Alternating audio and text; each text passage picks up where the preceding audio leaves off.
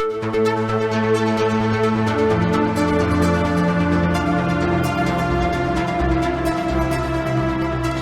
and welcome to the Sensibly Speaking podcast. This is Chris Shelton coming at you for hopefully another hour of podcasting greatness here on YouTube with audio on iTunes, Stitcher, Google Play, wherever good podcasts are sold. Hey, everybody. As you can see, I am joined again this week by Jen Kiaba. Hey, Jen. Hey, how's it going? And Jen, of course, if you guys have not seen our earlier episodes, we do have some earlier podcasting greatness that you guys should check out, where Jen and I had some really, I thought, and apparently the audience thought, we had some pretty interesting conversation. And so she and I are both doing, a year apart, we are both doing the same program of university education at the University of Salford in the UK. We are doing an online program of the psychology of coercive control. And this has been a mind-bending, head-exploding, pressurizing and pressure-releasing and every other thing you can experience, kind of experience for me. And I've shared a lot of that with you guys, and Jen and I have been commiserating before the show because I'm writing my final thesis right now. She's just finished her first trimester of work, which is the initial essays and work that you do getting into the field in the first place and learning about what they call the itology of coercive control, the sort of the structure and where it comes from and the anatomy of it and the basis of it. So the first trimester is a real ice water dip in a lot of theory and a lot of like, whoa. And I honestly, if I hadn't been spending years doing what I do, learning what I've learned, knowing, teaching myself all the stuff I've had to learn, and if I hadn't had that, I honestly don't know if I would have survived the first trimester, because that grounding at least was a base, a bedrock on which I could build the rest of the things I did not know anything about. Jen has had her own experience with this. Now, Jen, you are also, for our audience, you are an ex-Moonie. Is that right? Yeah. Interestingly, and I think we could dive into this amongst the other things that we want to talk about. I really hate it when people call me like an ex-member or an ex-Moonie. and hats off to Dr. Jan Kiaba and Carla McLaren, because for my research proposal, I was rereading their book, Escaping Utopia. Highly recommend it to anybody who's second generation or multi-generation. And like in their intro, they talk about how we hate being called like second generation members and like ex-Scientologists. Maybe you identify with that a little bit more. But for me, I was like, I never really identified strongly as a Moonie because I didn't have this choice. And my story is one very much a struggle around identity. So like, even as you say it, I'm like, yes, it's true. And I just like, I have this like shudder of like, no, don't describe me that way. But yes, I'm an ex-Moonie. Well, maybe should we say you used to participate in the activity called the Unification Church? I just tend to say that I was born and raised in the Unification Church, and I left at 21, and I think that that's an easier way to sum it up without ascribing membership. And I think that a lot of people who have left, who were born and raised, who didn't get into like leadership positions and things like that, probably would align more with something like that than being called an ex-Moonie. However, I will say on social media and things like that, I use the ex-Moonie hashtag and I'll describe myself that way. It's just deep down, it's not a personal preference. Understood. Totally. And thanks for clarifying that, because I wasn't aware. But anytime. The struggle is real. Learning is hard. Oh, yes. Writing is hard. Yes. What's been your experience so far with this thing? You want to talk about it? Sure. Yeah. In one sense, I've loved it. And in another sense, it feels like, so when I was a sophomore in high school, I was on track and we would do weight training as part of our general training. And the gal that I was partnered with was way more muscular than me. She was lifting at a much higher level than I was. And we were each given like our own programs to follow, but she would encourage me to follow her program. And I was like 110 pounds and super skinny, and she was buff. So you can imagine that led to some injuries, right? And I kind of feel like from a critical thinking perspective, I'm like back in that weight room trying to follow somebody else's lifting regimen because as somebody who's been out over a decade, I've certainly tried to teach myself critical thinking and critical analysis, but I find those old neural pathways being tapped all the time as I like read a journal article. I have to like really sit down with like a piece of paper and like write thoughts in the margins and stuff to make sure that the, swallow this thing whole doesn't take over, because that is so much part of our old training. So in that sense, it's really good. But in another sense, it's also quite exhausting.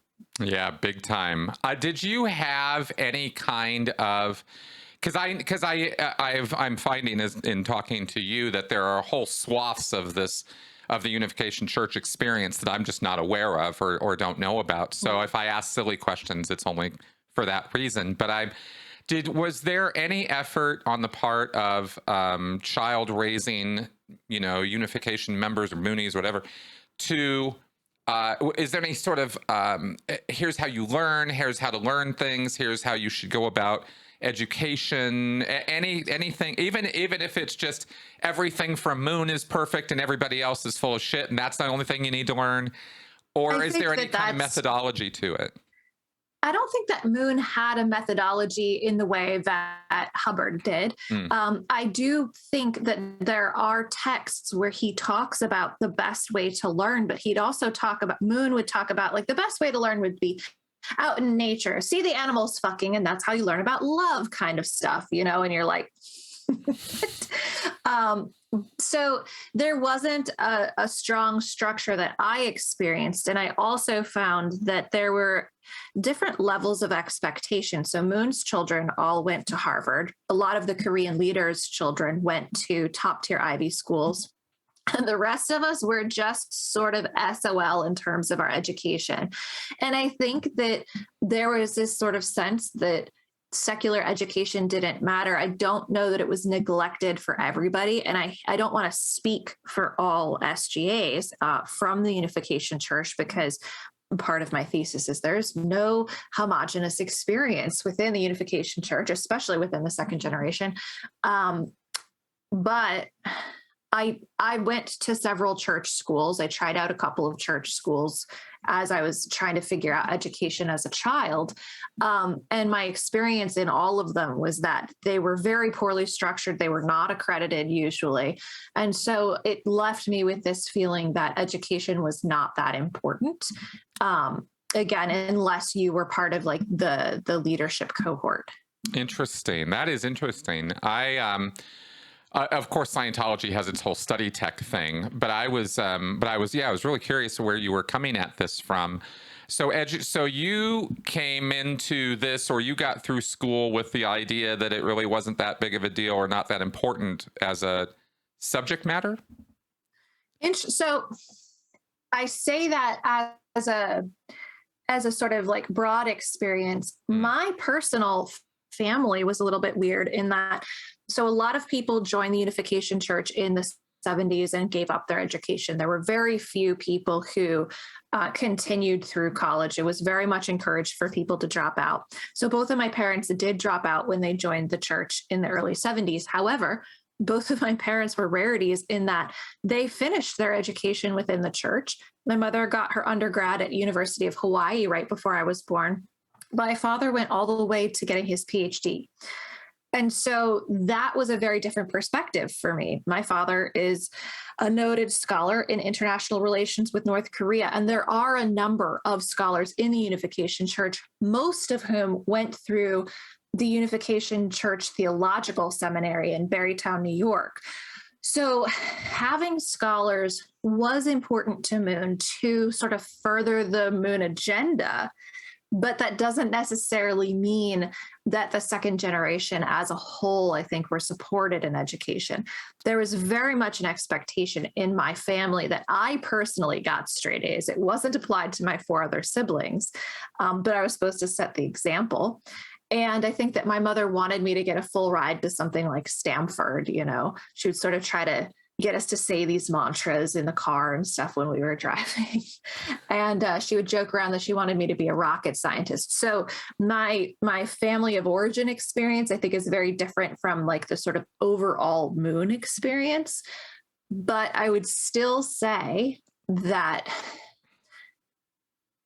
the attention paid to my education was still very minimal. I have no memories of my parents helping me with projects or homework. I was just sort of left on my own. I was like this feral child in the public education system. And I changed schools every year, sometimes multiple times a year. So my trajectory was all over the place. I think that if my parents had really cared more about our education as children, there might have been more concerned about the fact that they were pulling us out of school in the middle of the year, or like every year we were going to a new school. So that I just share that to say that like it's a super complicated thing to try to sum up how an organization as vast as the Unification Church looked at education, because it was applied so differently in so many different contexts. So I feel like I still came in kind of unprepared, despite the fact that I had 2 parents who were anomalies in the church who both had college educations. Well, and that's so interesting because structurally speaking, as you mentioned, the slant or the thrust of it seems to be, well, it's good so long as that education is used to forward or advance the agenda. Well, you could fill in anything with that. Anything that you do. I was interested in theater and the arts. Okay, fine. You have to become the most famous actress in the world so that you can further the moon agenda. That was if I, at 8 years old, when I was in a play, that's basically what my mom told me. Like, okay, you have to save the entertainment industry from Satan then. But I just wanted to be part of the chorus in Annie, Exactly. No, it's got to be dialed up to 11. Everything has to get dialed up to 11, right? And I, and of course, it's not a whole lot different in Scientology in terms of that sort of thing. But it's interesting how I come from a place where education was structured as part of the control mechanism, where that was a component of the coercive control, was the very model of how education is done in Scientology. I mean, I've already done videos breaking down study tech. We don't have to go there, but it's just the emphasis on, it appears on the surface, and I can sit here and say right now, as I sit here, that I did have benefits from and can point directly to my Scientology education. And say, the methods and the techniques of that education, not the content. I'm not talking about I benefited from reading Dianetics. I'm saying I benefited from having to look up every single word I didn't understand in Dianetics. Now that can be itself traumatizing, and I've actually related experiences growing up that were traumatizing, where you couldn't get out of the dictionary until you understood all of it, and blah, blah, blah, and all this. Again, it gets dialed up to 11, but after years and years and years of this, and then walking away from it and de-traumatizing, I can look back and now point to, well, having my nose in a grammar book all the time, having my nose in a dictionary all the time, wasn't always just about Hubbard. I can speak intelligently about grammar and communication now, and I do, and so that benefited my writing ability and my skill set. But of course, as I'm always want to say, I didn't have to do Scientology to get all that. I could have just gone and gotten my English degree like I was going to do in the first place. And then I would have gotten all that. You see what I mean? So it's not like, oh, only Scientology could have delivered this to me.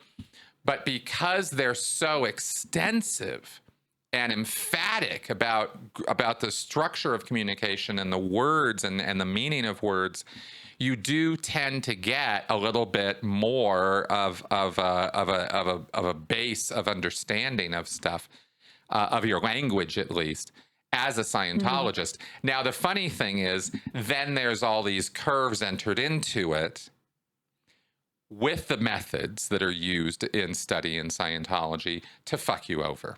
And to be blunt, right? And like for example, there's a whole process in Scientology called false data stripping. It's an actual procedure. You sit down with somebody and I'm now gonna strip you of your false data on this area, right? You're having trouble. You can't think with this area. It doesn't make sense. You can't learn L. Ron Hubbard on this because you're impeded by earlier education you've had that is running up against what Hubbard's trying to teach you. So we're going to do this process to strip you of that bad earlier education. Bad meaning it disagrees with L. Ron Hubbard. So you tend to get this, so you get all that crazy stuff too. It sounds a little bit like in NXIVM where what they had, the EMs or something. Yeah, similar. And they would have to almost kind of, It sounds like there was some borrowing there from Scientology. Yes, Keith Raniere was definitely plagiarizing Hubbard's work, no question about it. And Hubbard, of course, is plagiarizing, 20 other people. So it's just this chain of kind of nonsense with that. But but just speaking to this in terms of our current educational efforts and slugfests of trying to get through this university program, it's interesting to me how lots of different backgrounds, I mean, this year and last, working with my cohort, working with the people that I was in my class with, right, and talking with them, and then talking with you about this year, how certain struggles are real no matter what your background was or what you're bringing to the program. I mean, I can write, but academic writing is not something I'm deeply steeped in, and apparently you mentioned you too. And that doesn't just come to you. You got to figure that out. And I kind of thought it was part of the 4-year experience. And since I skipped the line, I was assigning those difficulties to my lack of the 4-year thing. And I just grit my teeth and, sunk my boots in. Okay, well, I got to figure this out because I got to get through this, And so I just kind of figured I was catching up. But now maybe not. Maybe that's not the case. And it's just kind of a struggle no matter where you're coming from on this thing. Yeah. I mean, as we were talking about before the show, what's really interesting is it seems as though, again, my cohort for this past trimester, and maybe in your year, it's similar.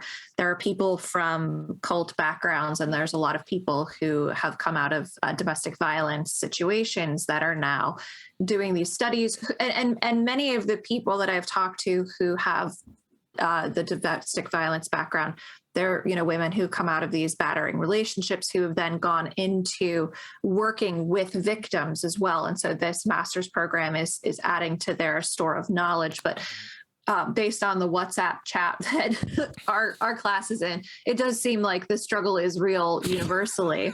But it's interesting because, I know SGAs from the Unification Church, second generation adults who've left, who have gone on to do, finance, who have either master's degrees, PhDs, whatever. And so their personal histories, maybe their family structures, allowed for that kind of education and maybe without that same struggle. And so this is why I kind of come back to in my personal writing. And again, the thing that I want to explore from a research standpoint is sort of the non-homogeneous experience of SGAs, because my experience is totally different than somebody else's. So for example, my friend Ren, she's really active on social media, and she just participated in it's one of these TikTok trends. And I'm not so much on TikTok or up on the cool stuff, but there's this trend that was like, you were raised by Karen, I was raised by ... And she was like, I was raised by a cult. And so she talks about how the cult influenced her upbringing. And we were chatting about it the other day. And she's like, I truly feel like I was raised by an institution, not just parents, because she, at a very young age, was sent to what's called the GOP program. And I don't know what it stands for. Something of peace, probably, because Moon was all about of peace. But it was basically a boarding school in Korea. I was supposed to go to it too at 11. And you were going to spend at least your middle school years, living in a dorm in a boarding school, very much an institutional kind of setting. And then she went to the same high school that I went to, which was a 4-year boarding school in Bridgeport. And so her experience with education is very different than mine. Despite the fact that I went to 12 different schools before graduating high school at 16, I probably got a better education than her because I was at least exposed to public school curriculums for the most part, except for when my parents homeschooled me and like left me alone with encyclopedias. That was my curriculum, which sounds a little bit like your dictionary experience, just without structure. And then there are people that like their parents seemed to very much value education. And like, I know of people who are still in the church, they're second gen and they've got PhDs. So like, again, it's just, it blows my mind. Maybe they would have come into this program and have been fine. And like, this is a breeze, but I doubt it. Well, yeah. Well, I guess. Here's one thing we're not seeing right now, or even maybe even acknowledging a little bit, is just because we sort of assume, well, they got masters, they got PhDs, so therefore their path was just as smooth, or was totally smooth, whereas we're getting masters and we're struggling like crazy. Well, they could have struggled like crazy too for their finance degrees or doctorates or whatever too. It makes me wonder. Here's the research question that pops into my mind. Is what is pressure? How do we create our own pressures versus social pressures? And how do we keep those pressures going that are socially created after we left the social situation? And we're not in that social echo chamber bubble world anymore. And yet we still maintain those thought patterns because they're neural pathways, right? So that's how it works. And how much does that affect, or how long does it take on average for people in cult versus out cult to experience the pressures of, high intensity environments like graduate programs? These are, every grad student I've ever talked to across the boards has told me, oh, dude, I hear you. I get it, and you evolve various coping strategies and various things you're going to do. I'm going to take breaks. I'm going to end off a certain time each day. I'm going to get sleep. I'm not going to kill myself over this. And then I literally have put this together. And then a couple days ago, I tweeted out something and somebody came back with me of, oh yeah, do this and this and this and this and this. And I was like, oh yeah, that's all the stuff I already figured out how to do. And he got through his grad program 10 years ago. Right. So it's kind of like, there's also just the sameness of the pressures of the experiences. But my research question very much would be along the lines of, is an ex cult group, or maybe I should more specifically, accurately say, are survivors of coercive control, coercive environments, in a headspace where life actually is more difficult, or does it just seem that way? And how would that manifest? There's a lot of different directions you could go with that. Yeah, I would say that my experience is that, especially very soon after I got out of the group, the way that I processed everything was, it's dire, I just went into full trauma mode around everything. And so I can totally see how people who have come out of these coercive environments, especially if it's somewhat recent trauma, or they haven't had the support that they need from like a therapy standpoint to learn to de-escalate some of those mental processes, I could definitely see it being a way more intense experience. But again, everybody's different. I don't know. Exactly. Well, one thing that I did want to talk about in terms of, the pressures and the difficulties and the figuring out how to write and the statistics and the thises and the that's. I mean, these are all the pressures of a graduate program, regardless of what background you're coming from. But I wanted to also plug a little bit about the positives of what this does to me when I get into a literature headspace. And I was curious if you experienced this too, because just the way we're talking right now, I mean, we're both like kind of fresh off of writing these, deep academic papers where we have to get into, this writing. do you find yourself like thinking differently when you start doing lit reviews and diving into the literature and the paperwork and the thinking critically and having to structure arguments and stuff like that? I mean, it's for me, it's not just when I'm sitting writing. My whole life, I start thinking differently when I'm in this kind of headspace. Do you experience that? I would say that it predates the master's program because I was so like nerdy. I was reading people's PhDs before getting into this program. Of course. And like blogging about them. So I think that the headspace thing, it was a transition pre-program into now. And so I think that my thinking has definitely changed, but it's also been refined a little bit. One of the things that I find is just that I get really angry when I do this reading in that, and you and I've talked about this a little bit before, you know, it's so funny coming out of these cultic situations where it's like totalist thinking, it's black and white. And then you come out and it's like, there are these scholars debating about your experience and whether it was legitimate or not. And it's a very black and white kind of way. Right. And that infuriates me. It really does. And so that's, I think that luckily, the program and the reading and the critical thinking have sort of given me the skills to again, not just take somebody's word for it as like, oh, well, they're a PhD, they must know. But I've found myself as I've been reading, asking questions. My internal monologue will like kick in and be like, yeah, but what about X, Y, and Z? Whereas I think even a few years ago, I would have had a really, really hard time getting out of the rut of this is a person in a position of authority. Therefore, I have to listen to what they say. That's been one of the remaining vestiges of cult life that I hope I'm finally throwing off and allowing my own internal compass and education to guide my thinking better. Yeah, big time. It's so relate.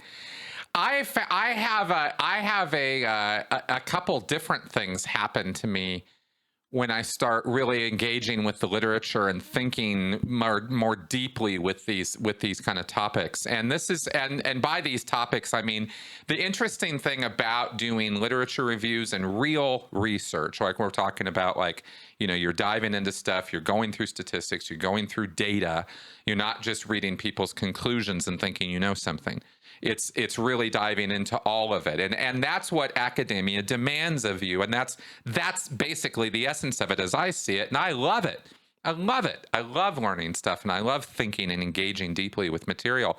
But it really messes with my ideology and my biases because what ends up happening is two things. I have experienced the same degree of rage and anger and upset over bad or poor research or opinion-based research, especially from, you know, as I've gone on at length about with the new religious movement scholarship and these people who, you know, kind of ivory tower our experiences as though they don't matter or never even happened. And you're just kind of like, whoa, dude, who the hell are you to be saying that? And then you dive in and you find out they really don't know anything about what they're talking about. So you go, okay, fine.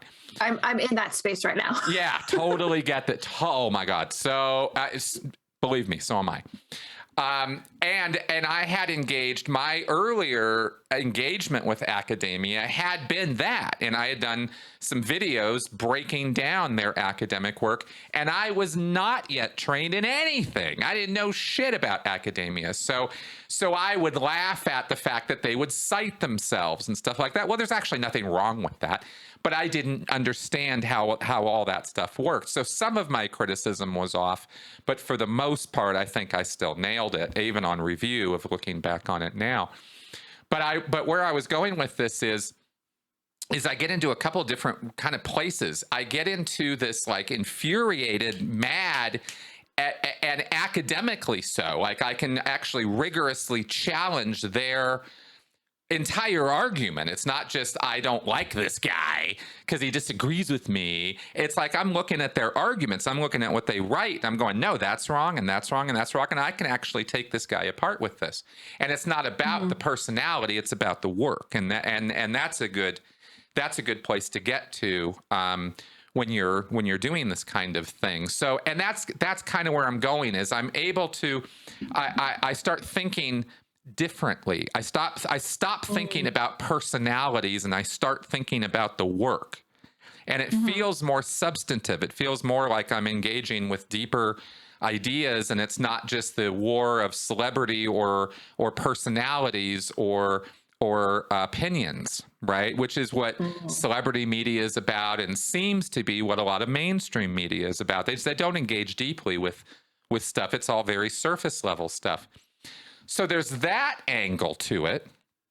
But the other thing that for me emotionally is much more important to me is that coming from a totalist environment where it is all or nothing, it's L. Ron Hubbard or the highway. The thing that broad study does for me is it's the antidote to totalist thinking, because I'm presented with so many different conflicting points of view that are well argued.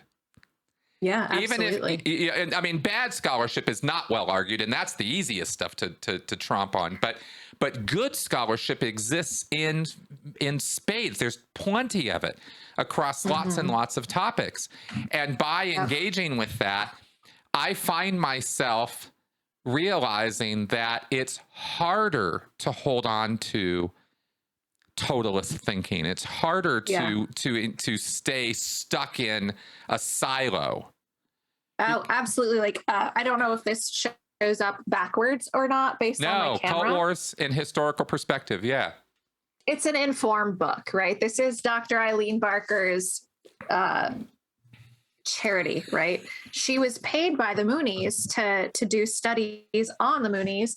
And so it's really tempting for me to want to throw away all of her scholarship, but I'm specifically exposing myself to this work. I've got a number of these books on my Amazon wish list because of the exact thing that you're talking about. I don't think that their scholarship is sloppy, but it's a completely different perspective. You know, you've got the sociological perspective versus the clinical psychological perspective. That's right. And they don't mesh very easily. I know that Dr. Janja Lalich is a sociologist, and so she has much more of a familiar language with like the new religious movement scholars to be able to say, well, that's wrong and this is wrong. Yep. And so, yeah, I think that it's really interesting what you're doing, what I'm trying to do in terms of taking these different opinions in and sifting through the data, as it were, is such a wonderful antidote to that totalist thinking that we grew up with, you know? Yeah, well, big time. Yeah, like, and then you have to write papers, so it really demands that you actually think with the data and really critically engage with it if you're going to write good stuff. I mean, I've seen some sample work that was shit. So it's not that everybody is guaranteed to do this. And that's one of the other things that I learned from this process is you learn that people who have letters after their name deserve to be listened to. They deserve to be taken seriously. However, that doesn't mean they deserve to be agreed with. Okay. Immediately. Yes. You see what I'm saying? In other words, if you have what that tells me now, it used to tell me a very different thing. It used to tell me, oh, this is an authority. I should just listen to this person. Right. Now it's, yes, I should listen to this person because I can appreciate the amount of work they did to get those letters after their name. So I understand that it was a discipline. It was an effort they made. They're, unless they paid somebody else to write their shit, they did do some work, and I can appreciate that they were able to do that work. Now, show me what you got. And I think it's really interesting because I think what's so important is to remember what you're talking about is like academic scholarship. You're not talking about mainstream mainstream media where, like, Dr. Oz, for example, is this talking head. Please, like, don't listen to what that man has to say. I don't care how many letters he has after his name. Do you know what I mean? And so it is very, but there are also academic papers out there that are highly problematic with incorrect data where the studies have not been appropriately structured. I mean, the whole idea about autism being caused by vaccines, that was a paper that was published by people with letters after their names. It has since been refuted. But I think that it is important to understand that just because somebody has letters behind their name does not mean that they are a be-all end-all authority, even if they've conducted research. You can read what they have to say, but the whole point of peer review process is to have other people be like, well, let me point out some holes in your data, you know? The appreciation of that process is why we now don't have to go totalist to the doctors or the master's specialists. Is because we understand that peer review and, you know, here's a thing. Oh, yeah, well, here's another thing. Oh, well, here's some more thing on that. Oh, yeah, well, what about this? Like, we now understand that the conflict inherent in that process is what will move the ball down the road. That it's not about, I did some research, I wrote a paper, and that's all there is to say about it. We now know that that's not how any of this works, and it never has worked that way. And the only people who say it works that way are cult leaders, right? Or people who, you know, or people with an agenda, right? Who are trying to get one over on you. It's my way or the highway kind of black and white totalist thinking. So we know governments. Or like a major personality disorder. Yeah, exactly. So you can recognize that, you can see that. I feel like we get a more grounded and deeper appreciation for these principles by doing the education, and it does make it stand out so much more when you do something like this. You put yourself through this mill, and you feel like grist every other day. I mean, it's really bad. That you put yourself through this process, and I honestly am very happy that I have done this, even though I almost broke my finger one time punching the wall. I was so frustrated. I have been driven to the lengths of really bad places doing this program. I mean, I have dealt with some trauma. I have dealt with some Scientology bullshit. I have dealt with pressure. All kinds of crap that I had to sort of figure my way through. And as I have said before, just to put the plug in here, because I always feel bad when I say stuff like that, I've also felt like, my professor has dragged me through the mud a couple times too, helping me out of that and lifting me up out of that when I was at my worst. My advisors have been very, very helpful to me this year, but that whole process gives you this appreciation for, at the other end, you go, holy shit, this actually means something. This scholarship is important. This research is important. This whole process actually matters. And it makes those Dr. Oz's actually stand out as even bigger problems than they were before I did this program, because we now know that the word doctor really should mean something. And when somebody corrupts it and taints it and makes it out as a horrible thing by misusing it and screwing around with it, you actually have even more anger towards them and their immorality. And that's Dr. Phil, Mr. Phil, that's Dr. Oz, that's some of these pseudoscientific quackeries that Oprah's and others have kind of foisted off on us. So I feel like I've gained an even more appreciation for that, but I feel I can, I'm happy that I feel like I can talk a little bit more certainly, and it's not just, I just don't like that guy. Right. I just don't like him. I have more to say than I just don't like him. And that education kind of gives you that, I think one of the difficulties is that when you understand a subject matter to a very nuanced level, you don't become somebody that the media wants to come to for that soundbite. Yeah. And so I think that that's a really big societal problem that we have. It's a mainstream media problem that we have on both sides or across the spectrum, because it's not black and white. There are those people that are the go-tos that are going to say something that then, the newspapers and, the CNNs and the Fox Newses and the New York Times and all of them can then take the headline that's really pithy and clickable, that then you get in and you're like, well, wait a minute, that's not exactly what this is saying. And like all of these things are such a big problem. But, for people like you and me, like if they called us up to speak to something, my answers are so circuitous that I would probably be a horrible person to have on TV, because I'd be like, well, it depends. There's no homogenous experience. Come on. But I do feel like it is such an important thing. And unfortunately, the way that our culture is training people is in the opposite direction. It's to much more totalism. Yeah, exactly. I'm very worried about that. And it's very emotional totalism too, and so like when somebody says, I feel like I need to do more of my own research on the vaccine, if they were going to sit down and write a 5,000-word essay citing various sources and say, well, this study says this, but then this peer-reviewed study over here has some concerns, I'd be like, rock on with your bad self. But I mean, it's coded for, I really just want to listen to my totalistic viewpoint over here a little bit more. Right.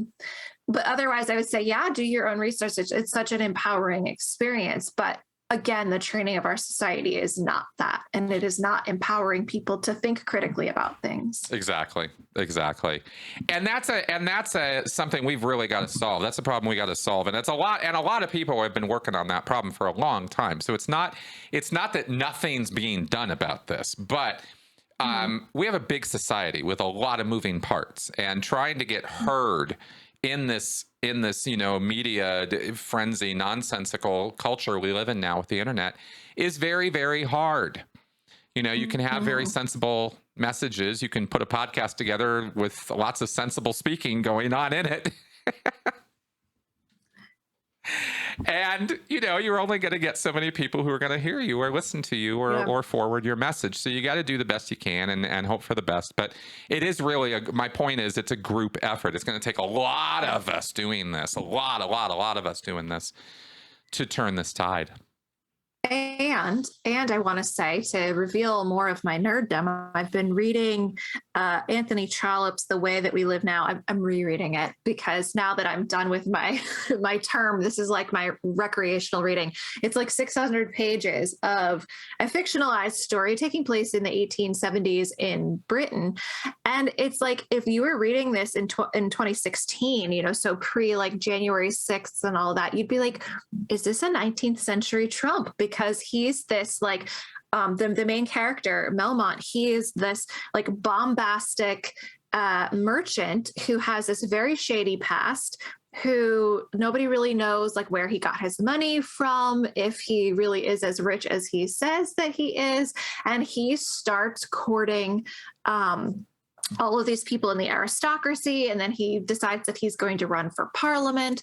And it's this story of not just this guy, but how society is structured in such a way that it's very left and right, and everybody is sort of like losing their moral compass in order to fawn over this man. It's very much this Trump character, and it's so fascinating to be reading right now, because it makes me realize that like this is something that's been going on for a very long time. Yes, the author would be probably like, yeah, nothing is new here. You just have new technology, so they have the advent of the railroad and the telegraph. And this is like contributing to the downfall of society, amongst the fact that like the mercantile class has, risen to take over power from the aristocracy. And they're, trying to introduce radical democracy into this society. And so it's a little bit of a flip of what we're experiencing. But at the same time, I think that somebody who read this, if you could get through, it's very prosy, we would all recognize our own society within it. And so again, the point is not to nerd out about 19th century literature, but is to say that this is a human problem that we've had for a very, very long time. And in the plot of this book, there's even the two newspapers taking sides about the candidacy of this guy, and one is like, he is going to be the savior of England, and the other is like, he is a devil, and it just reminds me of like the Joe Biden thing, right? Yep. Like, let's not just talk about Trump, but how Joe Biden was portrayed in the media by various sides, and so it's it just makes me think about, we ask ourselves, we navel gaze as a society, like, how did we get here? Well, we've been here for a really, really long time. It predates us. We're following in the footsteps of something that's existed for a really long time, which isn't to say that there will never be a solution to it, but just that you read like the op-eds and you hear the pundits talk about like, this is the solution. Nothing is ever as simple as what somebody can fit into an op-ed or into a soundbite. It's always so much more layered and complex. And I think, to bring it back to what we're talking about, that's sort of the beauty of academia, is that it can be a little ivory tower, it can be a little bit head up your butt, but the point is that especially in literature review, or especially like in a thesis, a lot of the work of the writing is talking about what has come before. This is the lineage of this area of research, and you have to quote it and you have to critically analyze it. And it's a really tough exercise, and sometimes it feels like a lot of throat clearing to get to your point, but it's so important to do that work. Exactly. And that's something that we as a society have not done to understand how we've gotten here. Well, exactly. And if I could modify that a little bit, or add to that by saying that I think what you and I are experiencing is, there's an interesting phenomenon that occurs with people that I see in myself and with other people over and over again, which is, you learn a thing, you're now aware of something you weren't aware of before. Oh, there's a traffic light there. Oh, I didn't know that was a traffic light, and now I know it's a traffic light, and it's there, and that's its purpose. I don't know, maybe you're 5 or whatever, and you're like, oh, wow, they're all over the place. Look at all these traffic. I didn't even notice these things. What the hell are all these things doing here? So suddenly you notice it everywhere where you didn't ever notice it before, and you can't shut up about it because you're so fascinated by this new thing you've learned. Or... I love that we're comparing ourselves to 5-year-olds right now. I'm just saying, right? I totally am. And this is what excites me about learning, right? Is I get to experience this. Or you learn about this new thing, you didn't know about it before, you're suddenly hyper aware of it, and you want everybody else to know about it. And you think, because you didn't know about it up until now, you kind of assume nobody else did either. Mm-hmm. And the fact is, of course, like with critical thinking, now there's a ton of people who've been working on this stuff for a really long time, and now you're kind of welcome to the movement, welcome to this part of the world that you didn't know about before. And this could be anything. You could do this with bowling, you could do this with knitting. Oh, look at all these knitting circles in my neighborhood I didn't even know about before because I wasn't even paying attention to them, right? So learning's a lot of fun for raising awareness and seeing where things are at. But I always have to temper that with, okay, now keep perspective, right? Because the world is a big, complicated place, and you start, and then you have to, and the thing I think that the learning helps you with is to contextualize the data. Where is it applicable and where is it not? Because in a totalist world like you and I used to live in, there was one thing that mattered, and it mattered to everybody and everything in every possible way. And if they weren't part of that or getting on board with that, they were wrong. And it was a real simple world outlook, real easy, real black and white. And the thing about academia or about learning is it's the exact opposite of that. And that's where I tend to, it destroys my biases. It destroys all my partisanship. It breaks it all down.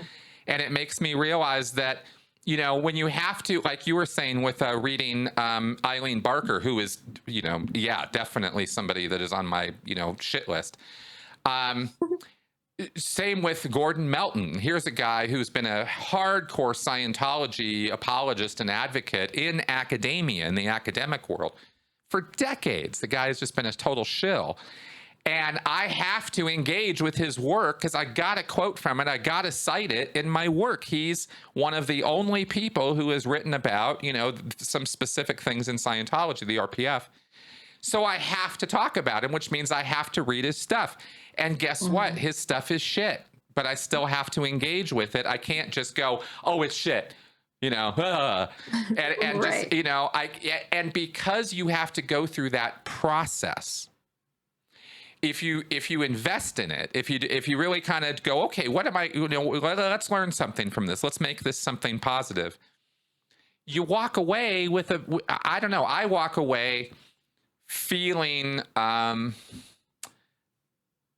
even in Gordon Melton's work, I can acknowledge certain truths. I can go, oh, well, he got that right. Oh, yeah. Oh, he got that right. He got that right. And it forces you to engage with the rightness and the wrongness of your opposing side or the people on your shit list or whatever. And that's a level of understanding that you don't get when you're in the partisan bubble, you know, world of they're wrong and I don't have to listen to anything they ever have to say about anything, and I'm right, and everything I do is right, and everything I think is right. I mean, when you're in that space, it's awful. It's awful. Life sucks when you're in that headspace. The irony is what you're talking about right now, again, sort of like the cult wars sort of thing, is like, it is a very totalist kind of situation where there are camps, there are people in both camps who very much have the perspective that like they're right, the other person is wrong. And I, in my research proposal, I was quoting pieces of that from both sides too. And it is really hard because it creates cognitive dissonance, which is super uncomfortable, as we know, and you have to hold space for it. It is true though. You have to hold space for there being truth to what both people are saying, even if it's not all true what they're saying. It's not all true what they're saying. You sort of have to become this magpie and collect these various pieces to build up your own perspective, your own worldview, to move forward with it. And because again, those old neural pathways are carved so deeply in some of us, it is really tempting to want to go to one side or the other. And I do tend towards the anti-cult side in the cult wars. But, you know, I showed you one of my NRM books, and there's another one that I'm reading called Perfect Child, which is done by an NRM scholar who I think was like, her work was overseen by Dr. Eileen Barker. And there was stuff in it. There was something that I quoted there were a number of things that I quoted in that paper. One of which was like, are children who are born and raised in cults brainwashed, or are they just socialized? And I was like, what? You guys. Right. And I was like, oh, that's a sentence that covers up, a manifold abuses there. And at the same time, I can totally understand where that perspective comes from, because when you take this idea of brainwashing, which is like the crux of the cult wars, did people get brainwashed? Did they not? Is it even a thing? Can it happen?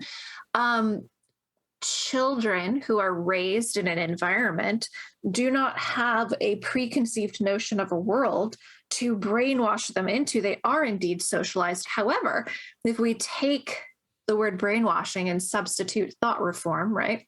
Yep. And not necessarily thought reform as a verb, but the concept of thought reform as a culture, right? Or like Biderman's chart of coercion. Right. If that is a culture, which I think in Scientology it is, when the Unification Church, they both are. Well, you may not say that these children are brainwashed, but you'd be like, oh, well, these are some pretty abusive environments within which to socialize a child. And therefore, the fact that this NRM scholar is not exploring that level of this particular experience means that they're not getting a full picture. But they're still presenting accurate data, which is really interesting, but it's surface level accurate. It's not the next level of what does that mean, Exactly. And I'll tell you, I mean, just to analyze what you said there is, or what she said rather, this, are they being brainwashed or are they being socialized? It's a false dilemma. It is. That's true. It's actually the question itself betrays a logical fallacy, a fallacious way of thinking about the entire subject in the first place, because it's not an either or. Right. Brainwashing is a socialization process taken to a level of totalist thinking. It's not either or, it's both. It's just if you approach it from an either or, that itself betrays a bias that is going to throw your entire paper off. And that's the kind of thing where I don't have to just go, oh, fuck Eileen Barker. I just go, no, it's bad thinking. Let's engage with that, right? And because I was actually about a month or two ago, I was like, okay, I'm going to war with these guys. I'm going to do this. I'm going to get into these cult wars. I'm going to start writing papers. I'm going to do this. I'm going to engage with these guys. And then after I calmed down a little bit, I started thinking, wait a second, you know how I can do this even better? You know how I could actually move the ball down the road in the cult wars without having to get into the tit for tat paper versus paper response papers and all this other nonsense? Just like YouTube videos, you do a YouTube video, and then there's some asshole doing a response video somewhere, and then you got to respond to that. I have never let myself get into any of that drama. I don't go there. I don't do response videos, right? So then I started thinking about that with this, and I thought, you know how I really beat these guys is I just do better work. I do better research. I do papers and I do work that doesn't engage with that crap. I don't have to respond to bad argumentation and bad scholarship. I just do better scholarship and better research, and I present those findings, and I get a broader consensus amongst people who are willing to listen, not a small group of people who are ideologically motivated to, engage in logically fallacious thinking and argumentation. So that was where I realized I need to do. And so now I'm kind of hyped about, just writing and researching more with this degree as I move forward, is what I want to do with that. So that's the kind of nuanced thinking that academia gives you. Whereas if you're just stuck in the war of it, which is where our media tends to live, and the surface conflict of it, there's so much you lose. There's so much, that for yourself, there's so many levels of understanding and things you could actually really do with yourself as a result of that understanding that we lose. And that's what I'm appreciating about this experience, even despite all the fucking bullshit we have to go through to get it, And I say that bullshit as though it's unique to this program. I'm just talking about the academic experience as a whole. I am not, singling out this program as some kind of a torture fest, because it's academia that's the torture fest. I have to say, as compared to what my expectations are, and also what I experienced doing a 4-year degree, I find that this environment is incredibly supportive. The professors and the research supervisors that I've engaged with, for the most part, are incredibly understanding people. Many of them are survivors themselves. Right. And so it's super helpful to be able to say, hey, I'm struggling with this. And for the most part, they are well aware enough of the literature out there on people like us, for example, to be it totally makes sense that she's struggling with this, and there's not a lot of judgment. There's a lot of support. So I do appreciate that. I think one of the things that, and I don't know if this is a compulsive thing or an ex-cult kid thing or what, but I turned in my research proposal 2 days ago, and already I'm oh man, I should have mentioned this, or To the point that you made about like, well, that's a logical fallacy. I'm thinking of another quote from that same book that I was talking about that I pointed out as a logical fallacy in my paper, but I didn't like go into it enough. And I'm like, oh man, I was up against a word count, and so I couldn't, but the there in the Unification Church, maybe in Scientology too, because there's that whole like going clear over the bridge thing. There's the drive to perfection, right? Yep. That is what your life is all about. And so saying, I've turned this in, it's as good as I was able to make it within the time frame with my resources, et cetera. That's a really, really hard thing to do. Yeah. Because I continue to put pressure on myself to be like, but it wasn't perfect, and because we're like always evolving and always learning, there's no such thing as perfection, but it's still something that's like tweaking my mind because I've got like my draft sitting here that's all marked up. And so it's like yelling at me, like, you forgot this. And maybe that is also part of the academic journey as well. Maybe that's how people keep publishing because they just keep having new ideas and there's like new depth that you think of, which is actually a beautiful thing. But it's something that, again, my training from growing up in a cult, actually, I can torture myself over that I didn't get it perfect. And I didn't say all the things that needed to be said at the outset. So hear you. I so hear you. I was torturing myself over the fact it wasn't, publication quality or whatever. And frankly, by the time I pounded out the first 5,000 words on that first essay, I was just glad to have it be done. I was like, oh God, okay, I got it done. Here's some words, take them. And I thought, yes. I thought I had just written complete shit, and it's posted on my website. People can take a look. It's not complete shit, but it was a first assignment. It was my first go around. It was my first college paper. And so my wife and my friends were like, dude, you really need to chill out. It's all good. It's all fine. You're going to be fine. And everything's going to be fine. And once I got my grade back and I was like, oh, that's how this works. There's a process to it. The second trimester was even more stress relief. And so by the time I got to this third trimester where it's just the thesis, I was prepping beforehand. I did my research in a very methodical way. I wasn't under the gun. I wasn't waiting until the last second. I was able to kind of let the process go through a lot more smoothly, and I had a lot less stress about it until about 2 weeks ago. Because it's crunch time, and then the deadline starts approaching, and you're like, oh my God.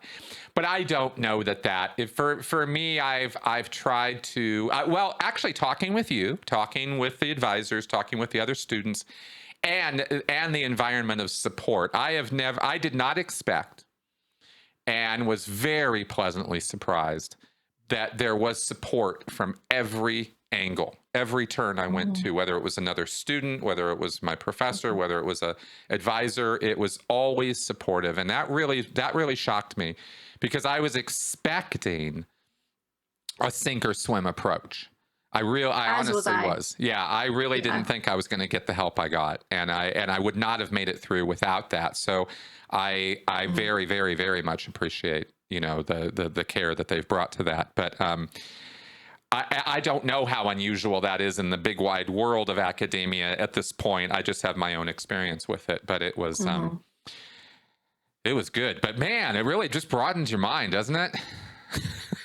Yeah, I think one of the things that I'm going to be struggling with through this process is that I'm dreading getting my work back with feedback because I know there's room for improvement, right? But there's old stuff in me that, again, it's that demand for purity, demand for perfection we talk about with Lifton. If I didn't do something 100% right, then I'm a complete fuck up. I'm a failure and I deserve nothing, right? Right. And so that's leftover totalist thinking for me. And so it's going to be a very interesting process to get feedback, to digest it, to understand that, like, if somebody's like, I don't think this is a strong argument, you could have done something better over here. It doesn't mean that I'm a bad person. It doesn't mean that I'm kicked out of the program, all of these things.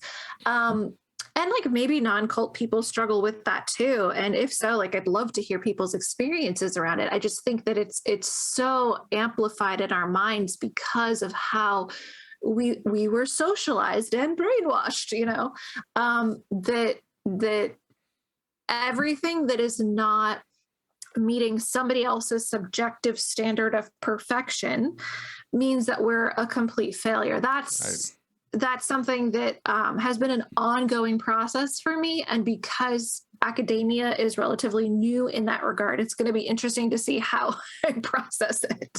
Yeah, big time. I so feel you. And all I'll say is I look forward to hearing and seeing how that goes for you. I can tell you that for me, it was, I could have said the exact same words you just said a year ago, and I would have been completely justified in saying them. I mean, it was absolutely true. I think about my time in the Sea Org, and I think about assignments I was given, which were, frequent, and how there were consequences if you didn't pull it off, if you didn't make this go right, as they say in Scientology, make it go right, then you were wrong. You were making it go wrong. I mean, it was one or the other. If you weren't making it go right, you were making it go wrong.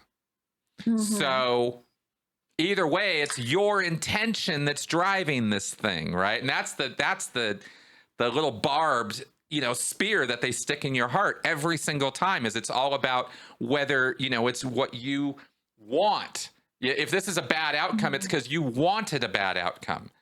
And that's where you're like, oh, go fuck yourselves. That's where we need to dump that crap, because it's just so judgmental and frankly, over time and with physical punishment added on top of that, which was done for both of us, I'm sure, you get trauma on top of that. You get trauma layering, right, on top of that. And you can't just ignore that. You can't just walk away from that. You can't just go, oh, well, I'll just overcome that anyway. It doesn't work like that. So there is that too. Yeah, it's funny, and I don't mean funny haha, I mean funny fucked up, because what you're saying reminds me of in the church, in my church experience, we didn't have that same perspective necessarily. Like we would have sayings like, you know, check your motivation and stuff, which means like, you know, if you weren't like fully invested in something, there would be a problem. So like, if you weren't 1,000% on board with something, you were creating a foundation for Satan to invade and Satan to claim your offering. There we go. And there was, you know, some like biblical bullshit behind that. I think with like Abraham's sacrifices, he didn't cut the dove and then like, you know, God had to reject his sacrifice or whatever. But, there's a Mooney podcast for current second gen, and two young women leaders in it were talking about how they had done this project within the church, and church leaders, quote, didn't accept their offerings, and like how they were crying and they were like judging themselves about it. And I'm just sitting here going, oh my God, that's so fucked up. Because again, it's like this really totalist thing where like they worked really, really hard and they were just like absolutely outright rejected from it. And these people were literally playing God, saying, I reject your offering, right? And that is the paradigm in which so many of us were raised. That, you know, I mean, for me, it was like if I came home with a B+, I was rejected as a child. You know, and all of these things sort of play into that totalist thinking, that if for some reason, like you doubted, if for some reason your motivation was a little bit like, I want to do this for personal benefit, but also like it's good for the church, there are so many factors in which somebody could point out your wrongness. And there is no way to be 100% right, or certainly 100% right all of the time, that it's just this minefield. And it's so easy to get traumatized in that. And so that is definitely one of the burdens that I know that I bring to everything that I do. And hopefully I've de-escalated it a little bit in myself, because, for example, I remember I'm an artist as well. And so I did this portfolio review back in like 2014 or 2015, and I got written feedback from a number of jurors. And I remember being curled up on the sofa sobbing because the feedback like cut me to the quick, right? And then a few years later, I revisited it because I was working on my portfolio again and trying to strengthen it. And I looked at the feedback and I was in no way upset by it. And in fact, I was like, but this was mostly positive. Why was I crying? It's because like one person said one mean thing, you know, like one person just didn't get on with what I was saying. And so it's very, very interesting.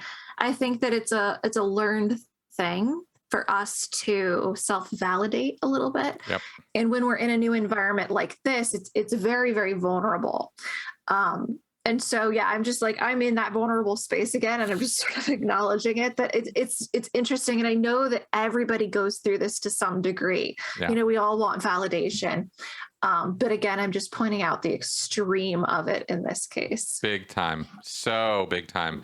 I'm sitting here wondering right now, I was thinking to myself, you know, years of YouTube comments should have, you know, thickened my skin a bit, and did. But somehow in an academic environment, all that's not really applicable. You know, it's not the same kind of, it's again, context is always king. You can be a ferocious lion in one area of your life, fearless, fucking, you know, determined, you know, dauntless, defiant, resolute, as they say in Scientology.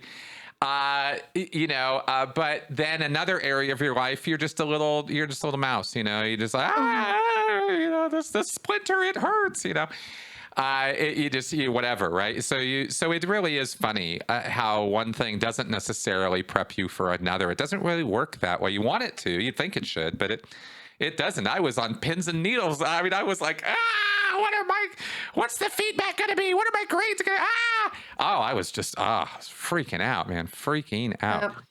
Yep. Now I'm okay. Like I'm not concerned now that the thesis I'm writing won't get approved or passed. I want to do the best possible job I can on it, because I know people are actually kind of interested in it. And so actually it's more to, it's not pass or fail that I'm freaking out about now, like I was in the first term. It's, I want to create the best possible argument and impression for people with this paper that I'm doing. So it's a bit of a different, the goalposts have moved, but they've moved in a positive way, you know, I guess that's just a result of the learning and gaining a little bit of self-confidence, but I've still got, you know, all kinds of self-confidence issues there. I mean, just because that's my goal doesn't mean I think I'm pulling it off. You know what I mean? I am still freaking out about whether this thing is going to pass or not. I don't want to be like, oh, it's all so good. It's not quite that confident, but you know, it's just saying the focus of my stress, I guess I could say, you know, about that. But yeah. Where do you think, I'm curious now that you've gotten this far though, I wanted to ask you this. So now that you've got the first term, the first trimester done, how are you looking at things differently in terms of what you think you might do with this, or where this might take you, or what, you know, have things changed at all in the last couple months as far as how you're focusing or thinking the future might go? I have no idea, to be perfectly honest. And I'm actually trying to embrace that uncertainty, because I don't do well with it. And I know that it opens up more opportunities to sort of be like, I don't know, and I'll see what happens. I would like to be able to use the learning in a future career somehow. I know that it will probably come up in my art. It will probably come up in the writing that I do on my blog that has been sort of on pause since I started this program. But yeah, what it looks like in terms of how I show up in the world at large, I don't know the answer to that right now. And it's like, I could say like, maybe I'll work in a nonprofit or something. I really don't know. I don't know, because there's this part of me that's like really interested in the idea of pursuing a PhD someday. But there's this other part of me that's like, academic scholarship is publish or die. And Do I want to be like churning stuff out all the time? I don't know. I really don't know. But I do think that the perspectives of people like us, not just people who are going through academic programs, but people who've grown up in these environments, they're very important.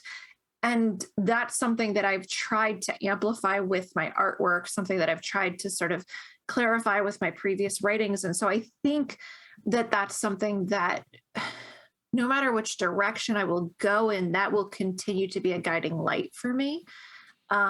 Because, you know, as you and I were talking about pre-recording, like on Twitter or something, one of the hardest things for me in this cult wars context is that the apostate story is considered an atrocity tale by some people who believe that, you know, these are things that should not even be listened to.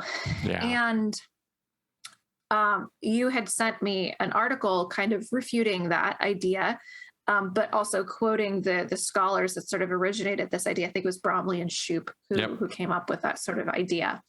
And so I quoted both the refutation and then the original work in my research proposal. So thank you for sending that to me. Cool. Yeah. And it actually sort of forms the crux of some of the work that I want to do, at least within the program, because again, to your earlier point, brainwashing, you know, or whatever you want to call it, thought reform, coercion is a socialization process. And when that is the socialization process that somebody has grown up within, it's really, really important to listen to those stories, to understand the needs of the cohort coming out of these groups so that services are available to help these people heal. Yep. And when there is so much prior scholarship talking about these atrocity tales should not be listened to, and here's why. You know, I don't necessarily want to be like an academic zealot, but I do want to be part of the support structure for people like me, because to quote one of the NRM scholars that was talking about the SGA experience in the book Perfect Children, she talks about how these groups evolve over time and that children who are born and raised in these groups, some of them will leave, and that the first cohort that leaves will always find that there is very little support for them in the outside world. And part of that is just a lack that our culture has. You know, nobody prepared for the thousands of SGAs that were going to be leaving the cults that sprang up in the 60s, 70s, and 80s, despite the fact that there were lots of warning signs from the anti-cult organizations. So this scholar's point of view is that a lot of the support systems that come up from this first cohort leaving a group, the second gen cohort specifically, the support systems are developed by this first cohort, and they are opposition groups. Yep. And therefore, all of the following cohorts that come out that seek support become aligned with these opposition groups. And therefore, because of that, they are shunned by the original group. Right. And I'm like, oh, that's a fallacy right there, because a lot of us are shunned even prior to leaving. You know, we are abused in many regards because we dare to question the totalist thinking. And then once we separate from the group, whether we've developed any opposition structures or not, like we are definitely persona non grata to these people. Oftentimes we're dead and we lose everything. Not dead literally, but we are dead to them. Mm-hmm.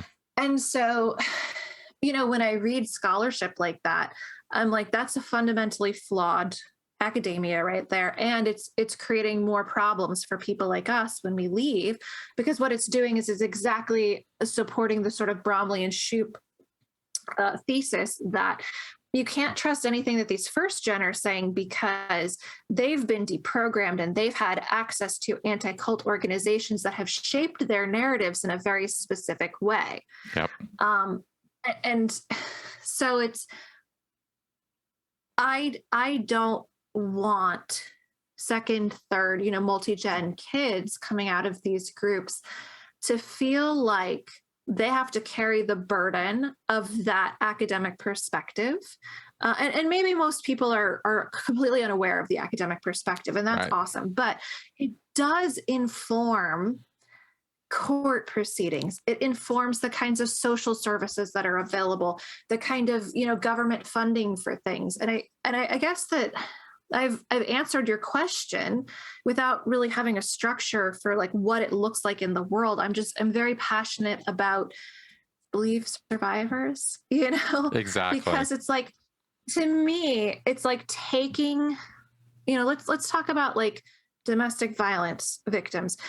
If a woman escapes an abusive marriage and goes to a shelter, are you going to say you cannot believe that woman's story because now she's been exposed to people within the community shelter organizations who have a specific agenda, who are then going to teach her to shape her narrative around their agenda? I think if we heard that, we would be like, what the actual fuck are you talking about? These services are super important. But somehow that's the narrative that has come out of the cult wars. And it's like, if you read Evan Stark and he talks about how the shelter movement, though problematic, it sprang up in the 70s, and our awareness of domestic violence as an issue was really perpetuated by a lot of these volunteer organizations in the 1970s. And we don't have perfect systems, and there's a lot of problems. And the services that are available through government and the ways in which law enforcement treats these survivors is still horrific. But you look at the progress that has been made, and at least there's progress. There is so little similar progress being made for survivors of cultic coercive control. Yeah. And so yeah, I guess that's where I get really impassioned, is that I in our program, we talk about the similarities and the parallels between domestic violence and cultic coercive control. There are a lot of the same tools used, and we're still horrible to domestic violence survivors, but we've developed a better understanding, and we've developed more services to support them. And there's been so little done for this other cohort over here, the cultic cohort. And so I want to bring awareness to that. And I want to bring some support structures to that as well. Yep. And I guess, just go back to being angry. Somebody would be like, the support services that are available, which are like a support group and a blog for ex second gen Moonies, like those are just part of the opposition. And when kids become aligned with that, that's when their parents are going to shun them. That is an absolute misunderstanding of the situation and the chronology of what happens for people when they leave these groups. But if those are the voices being heard, then that creates a really, really big problem for survivors on so many different levels, in ways that they may not even be aware of, but it affects them. Exactly. So, that's my soapbox. What I do with my soapbox, I don't know. I might just be a ranting person on the internet after this program, but there you go. Well, awesome. Well, thank you for sharing that, because I was curious where your thoughts were going with all that. And of course, I am tracking completely with what you're talking about there. I've had all the same thoughts, and for all the same reasons. I mean, it is bad thinking. There's logical fallacies aplenty in there.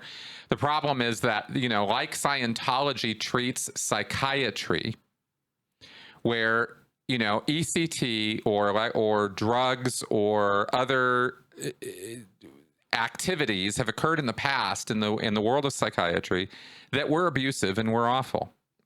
Mm-hmm, but to think that all of psychiatry is embodied by that, and that's all it has to offer, and that's all there is to it, is insane.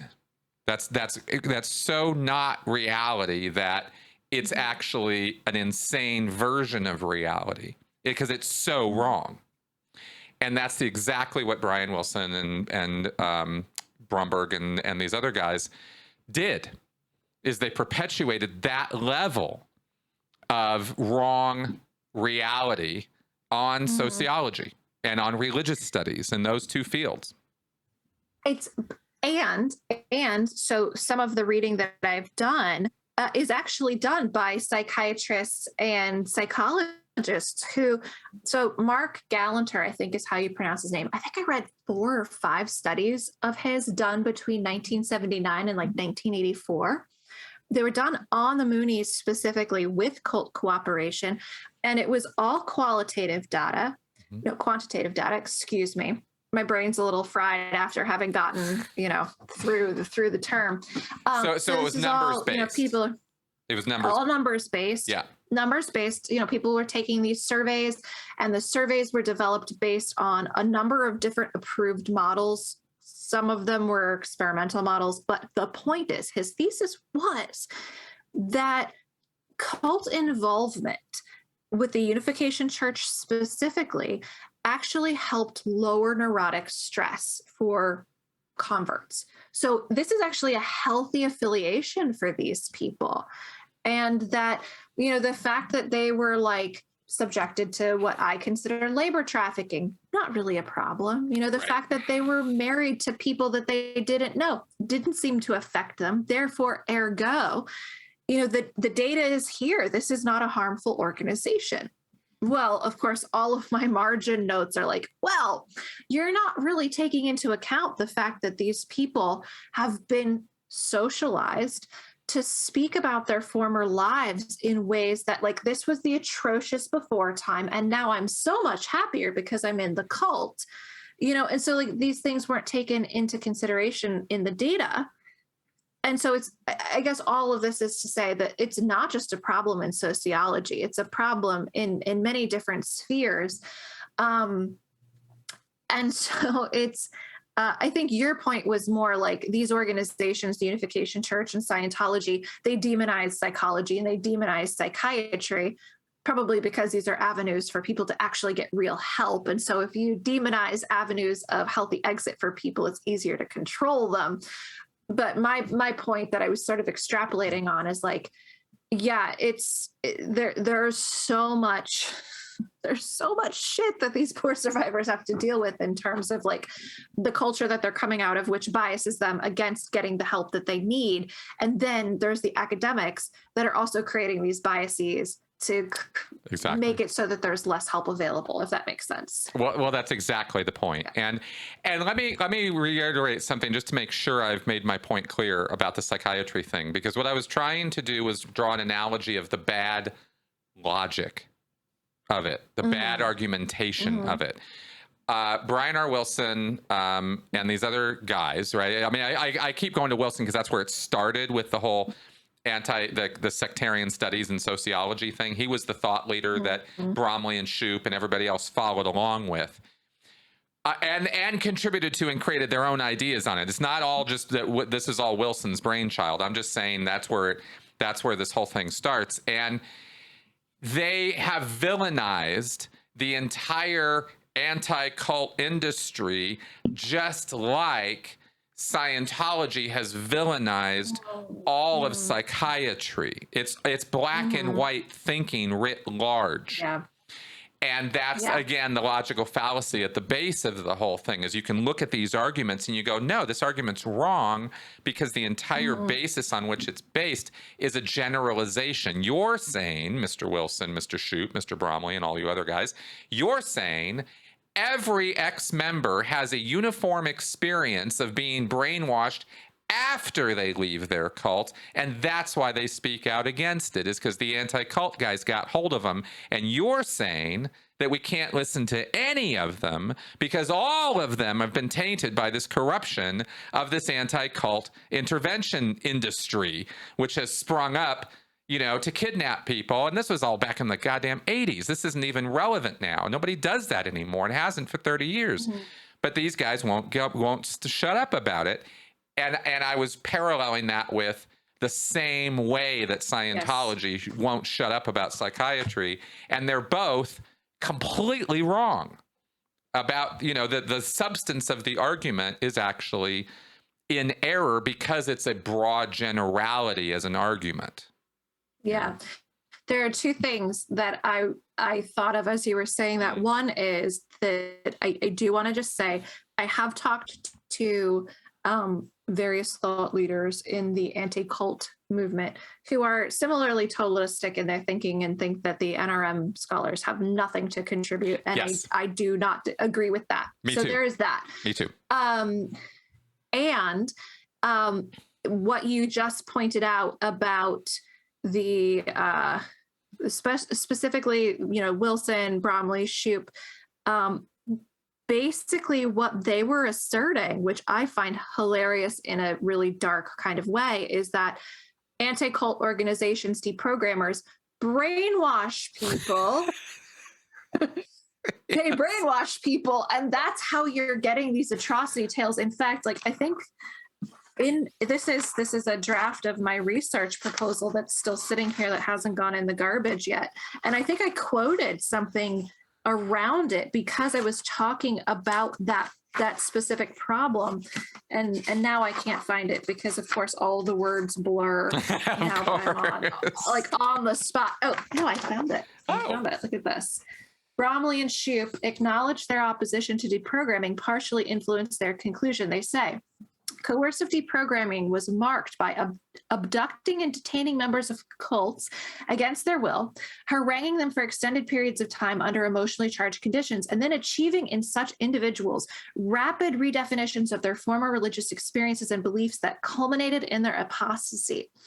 And so my immediate reaction to this was like, that sounds exactly like what Lifton is talking about in thought reform, right? And so I say their description sounds, or aspects of their description sounds eerily like those of brainwashing that first generation leavers describe regarding their initial conversion experiences in groups like the Unification Church. And so it's so funny to me that without using the word brainwashing, they are using the argument that they refute to sustain their argument. It blew my mind. It didn't it? Isn't it amazing? Isn't it absolutely mind-blowing? Yeah. And then there's another person. So this piece, and then another piece, there's another scholar who's cited in that larger sort of refutation of Bromley and Shoup and all of these NRM scholars. So it was Kent and Swanson in 2017 that put together the paper that you sent me that's talking about, like, this is why you should actually believe survivors. So one of the scholars that they say is isn't it strange that Bromley and Shoup and this cohort over here say you can't believe ex-members, but current members, they are totally valid sources of information. It's like, I know, blows my mind, isn't it? I don't know if I'm going bald because I'm just getting old, or if just because I've been like, it's just, I'm not going bald quite yet, but anyway. Yeah, it's driving me. It literally is driving me mad. Trying to read these guys and walk through like breaking down their arguments, which is how you need to read academic work. You can't read it the same way you read opinion pieces. It's such bad logic. It's such bad thinking, and that's my problem with it. Is it's just such sloppy thinking. I mean, you wouldn't. I would hope that if I turned in a paper with such crappy thinking, that I would get a bad grade for it, regardless of my position. Just the structure of the arguments and the rigorousness of them is so bad, because okay, for example, we take Gordon Melton, who writes a paper for Cessner on the RPF, the Rehabilitation Project Force, which is Scientology's prison re-education camp, right? And it may or may not exist at this point, but up until about a year ago, it absolutely did. So so you're going to break this down, you're going to talk about this. Okay, well, we can talk at length about it. I did the program. I know everything about it. So I read a paper by Melton where he goes on a roll. He spends 30 pages breaking down how it's just like a Catholic monastery and in the same tradition of monastic orders and ordered communities that exist across the spectrum of religion in this great big wide world that we live in. And fair enough, there are ordered communities and monastic existences that people go voluntarily engage in and do things that you and I would agree or would think, wow, that's a bit rough. That's a bit abusive. I don't know that I'd put up with that. But they go into it with informed consent. They understand exactly what they're getting into. And they are actively, in many cases, actively discouraged from becoming part of it unless they are actually committed to the cause. In other words, they're not being actively proselytized and recruited into it. They're being discouraged from doing it, like in a Catholic monastery, for example. They have some gates you got to walk through before they're going to accept you. Not so in the RPF, but he draws this really lame comparison between these two things as his main argument, which all falls apart the second Stephen Kent refutes his paper with, really? So would you like to tell me about the 13-year-olds that are imprisoned in Catholic monasteries around the world? Because I've never met one. And yet in the RPF, we've got 13 and 14-year-olds. And would you like to tell me even more about how those 12, 13, and 14-year-olds are either committing suicide, trying to commit suicide to get out of that condition because they can't get anybody to listen to them otherwise?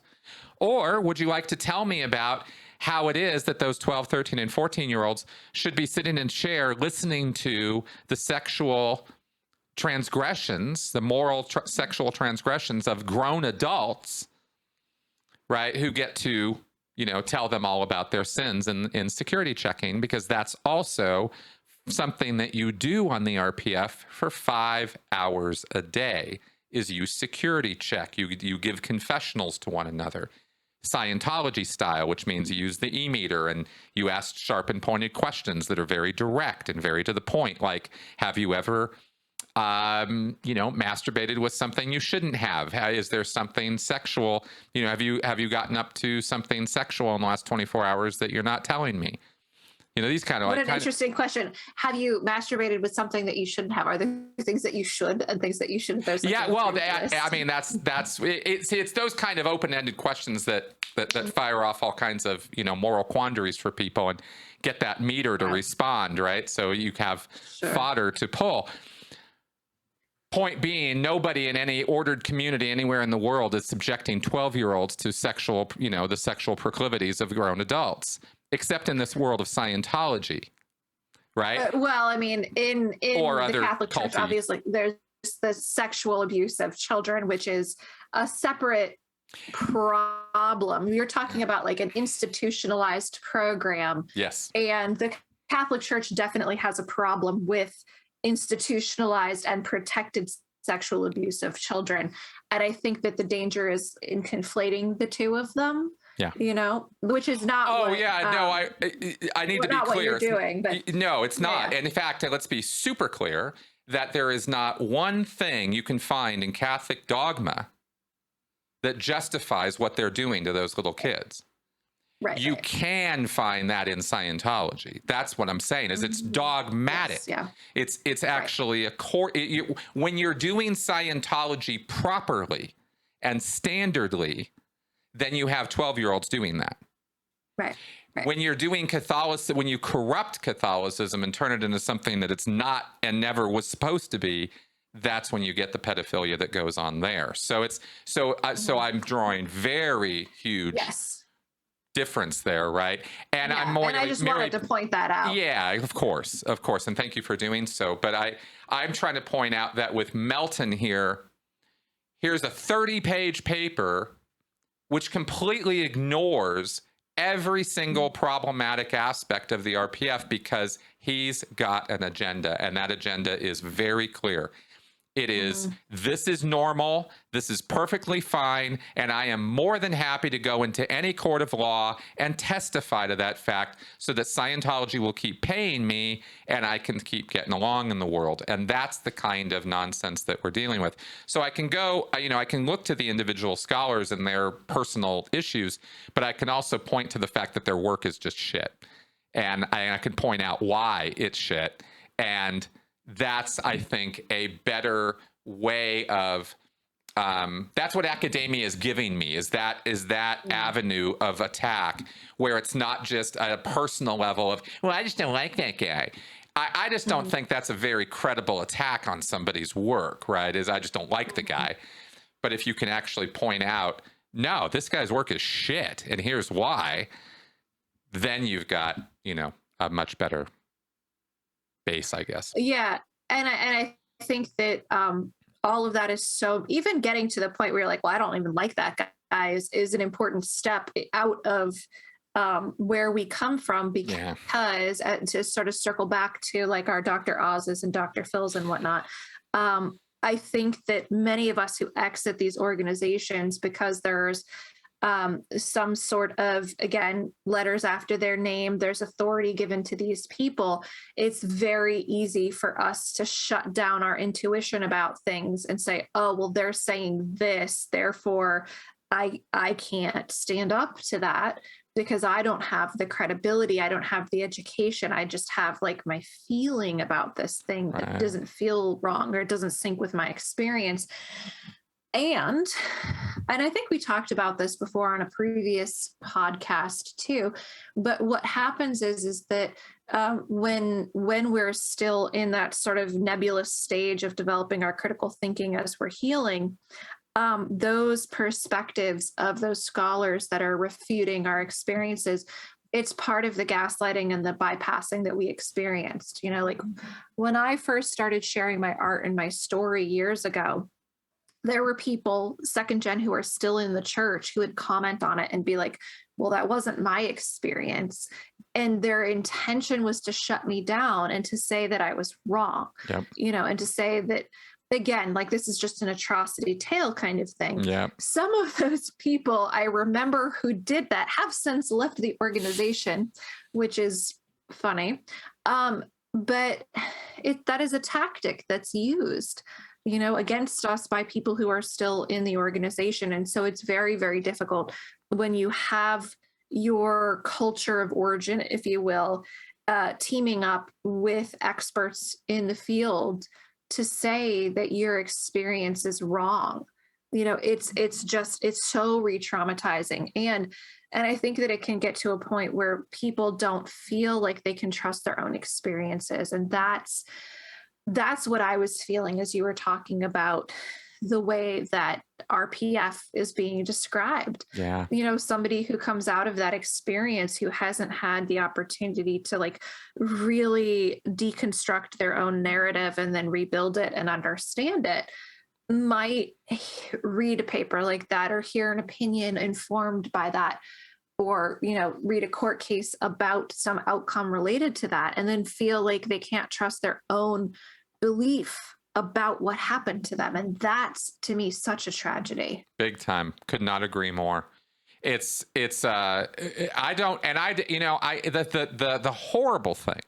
horrible thing about this, had a long talk with a friend about publish or perish and the fact of that and how that works, how it actually works, like how the rubber meets the road in the institution when you're working there. And it was a very interesting conversation, but it also helped me understand the motivation behind some of these papers, right? I mean, some of these NRM scholars are zealots. Some of them do have a personal agenda. And I've talked about that, right? But some of them are just, I just need to get a paper out. And this is an easy thing to write about, and I can, whip something up. And it's so niche. Scientology in academia, cults in academia is so niche compared to much, much broader topics that get written about much more extensively. Nobody's, making their name to write about cults. Well, there's like one or two people. Yeah, I mean, it's but it should be a bigger topic, because the fact of the matter is that, as we have learned with coercive control, this is a huge domain to discuss, and there is a tremendous amount of work that needs to be done. So it's not because it's an unimportant subject. It simply happens to be that the way it's been dealt with has been pretty niche. So some people who are writing about this are just, they're just cranking out stuff just to crank stuff out because it satisfies their tenure requirements. And And recognizing that was, again, a level of nuance, because it's like, oh, well, okay, so it's not us versus them, black and white. It's another level of, oh, well, some of these guys are just assholes. Okay, got it. And we can just move on from that, you know? There's also like problematic structures within institutions then that are creating and perpetuating an issue that has very little to do with what we're really talking about, you know. I think that's always so interesting when you start to learn about the cogs and wheels of various industries, you know, and you're like, oh, that's how the sausage gets made. Well, that's a little icky, you know. Yeah, exactly. But I think it's actually quite important, you know. For me, learning about the art world helped me to depersonalize some of the feedback that I got, for example, you know, and as somebody who has done personal writing and tried to pitch it in various places, learning how the publishing industry works, I was like, oh, okay, that's very interesting, you know, and it helps you kind of take the sting out of various rejections and whatnot. So that's right. This is very interesting to learn about academia. Oh, isn't it? And let me throw one more thing out, and then maybe we'll move toward wrapping up. But I wanted to bring this up as a counterpoint, and something I've been thinking about with the NRM scholars and this us versus them, this cult wars thing that's been going on, and all that. The outlet that you and I and others have found or have had has been social media and mainstream media, because academia doesn't take us seriously. And I have found that to be kind of interesting. I thought I'd just sort of throw this juxtaposition out there for a second, because here's the problem with this is mainstream media is reductive, but receptive. That's exactly it. Is they are reductive. They want the soundbite. They need the click. They need it's all about selling ads. And so, in a way, has not the very position that they've taken in sociology and religious studies, or in we'll say the new religious movement scholarship, is the position that they've taken that it's nothing but atrocity tales, not in a way a self-fulfilling prophecy, because they won't listen to anything else. Because the only place we can go get our story out is if we basically tell an atrocity tale, because that's what gets clicks and sells things, right? Now, I've taken my channel and I've gone much deeper than that, but it started with, here are the 5 reasons why Scientology is going to implode, right? 5 or 6 reasons, right? And here's the video of it, and here's all the horrible, abusive things they're doing to people, and how it's built into their DNA to do this. They can't help but do this, and they're going to keep doing this until they implode. And that was basically my argument. And I had to talk about all the abusive crap and all the like very sensational, salacious stuff. And that's what fills interviews, and that's what fills news stories, and that's what fills the media. That's Scientology in the aftermath. That's, you know, Going Clear. It's all this like really atrocious stuff. There are way deeper levels we could talk about this stuff, but not in mainstream media. They don't have the attention span or the substance, the rigor for that. And so we don't get to have those conversations, those substantive, rigorous conversations. That's what podcasts are for. But again, it becomes mainstream substitute for what academia should be. Stepping in, getting all the details of all sides of this, publishing extensively about the entire problem, both ends of it, how one end feeds the other, how there is codependency here, how there's all these levels to this. But instead of doing that, they reject all of us and go, well, atrocity tales, it's all just atrocity tales, leaving us with only mainstream media to get any relief at all. So what do we tell? Atrocity tales. You know what I mean? Yeah, I've had that experience because of the writing that I've done and some of the podcasts that I've shared on. I've had producers reach out to me. I've had maybe 4 in the last 6 months or something, and they one of them admitted that they're basically just all what was the phrase that he used? It was not a pretty phrase to describe how they are. Something about like being carnivorous, and like they're just not out for blood, but they're all sort of scummy. All the producers and everyone in entertainment is scummy, and admitted that they are looking for a very specific format. They're looking for the atrocity tale with the happy ending, right? My tale does fit that very well. And yet I when I'm interviewed, especially by these producers, I really try to bring in a lot of nuance and education so that I'm not just sitting there being like, this is what happened to me and it was so horrible. And I haven't gotten called back yet for any of these, probably because I don't want to just be that. I don't want to just embody like I grew up in a cult, I escaped, and now my life is perfect, because there is so much nuance that gets missed there. There are things about the cult, not the cult specifically, but about community that I experienced within the cult, for example, that like every now and then I miss. I miss the culture that I grew up in. Not that it was good, but it's just like the way that I've described it before is that I feel like I escaped sort of a Soviet bloc country and I can't go back behind the Iron Curtain. And it's comforting to speak my mother tongue with certain people. Yes. And that's something that I haven't found the mainstream media to be really interested in. They may want like the good memories and then like the atrocity tales to try to tell the balanced picture, but I don't think that they're really looking for like, here's what it was really like. Like for me, if I watch a YouTube video of choir, I cry, because there is such an amazing sense of fellowship when you're singing with a bunch of people. I never want to sing a Moonies song again, ever, right? But I remember that sense of fellowship when you're spending like an hour or something singing songs with people that you care about. There's something really beautiful about that. And so when I watch these videos of them singing songs of like Prince, or David Bowie, I get really emotional because I want to be there, especially now that it's COVID and you can't do that. I'm like, oh, I want to do that in a context that's not abusive because it's so beautiful. So I think that there's a lot of like really fundamentally beautiful human experiences that exist that the cults kind of co-opt, that then your experience of it is cultic. And it's easy to miss those things, and say like, oh, I really miss the beauty of fellowship with other human beings. It's not that I miss the cult. It's I miss the connection and I miss having a social group. It's a totally normal human thing.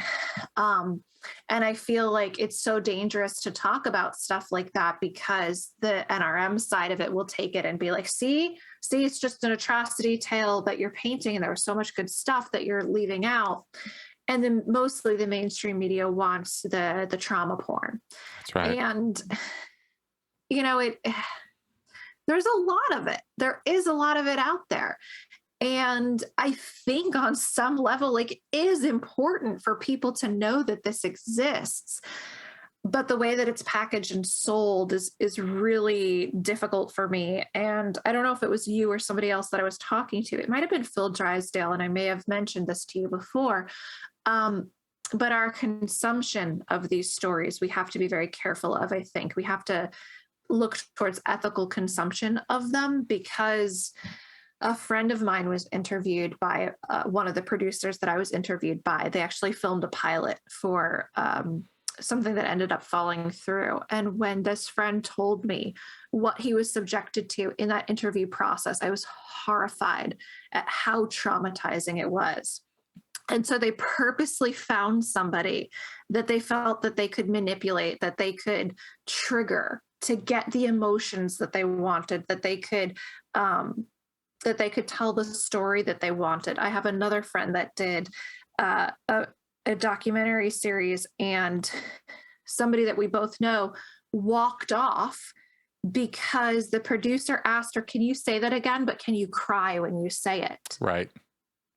And so right. I bring this up to highlight what you're saying, that it's it's a really dark dichotomy that survivors are left with, because when you go to the mainstream media and they want the atrocity tale, you can get manipulated, not necessarily to tell a more horrible tale than what actually exists, but they are looking to amp it up, and so it does kind of distort the perceptions again.